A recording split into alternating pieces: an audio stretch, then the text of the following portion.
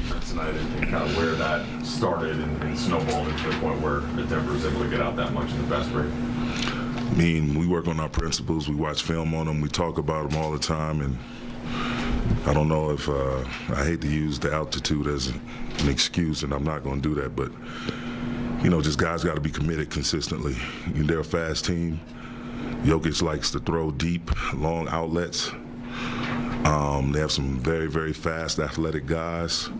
So that's a part of the game, you know, we commit ourselves to. That's the first line of defense, your transition defense. So we'll go back and look at it and try to see what we can fix. But AD stayed in the game and was obviously very productive. We saw him kind of noticeably grab the back a couple times. Just wondered how he's doing and how you think that impacts things for him. Nah, he's fine. He's fine. He wouldn't have been able to finish the game if, you know, without getting that shot in the back. We all were a little nervous at that point in time, but he was able to get through the game and give us a lot of good production, but he's fine. How did the fast break opportunities for the Nuggets, how were they affected by LeBron's turnovers? And he had 8 of them. How many of them do you felt like he likes to call them attack turnovers, ones he's okay with, and ones that you'd like to get back? Yeah, you know, everyone, when him and Anthony are in the pick and roll, you know, the whole defense is going to be paying attention to that.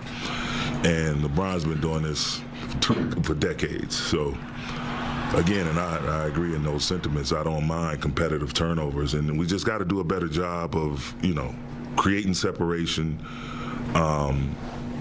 making our offensive plays more clearly defined through pace and energy on that side of the ball. Just like we want multiple efforts and guys to be in their right spots and on time versus a drive and with a V-back and then someone contesting the shot. We have to have that same mentality offensively, not just walking in the screens, but sprinting up, getting a hit, coming off the screen with force downhill. If we, you know, and we're 4 games in, it sucks to lose, but having 78 games left, there's plenty of time for us to right the ship, and it starts now, it starts yesterday.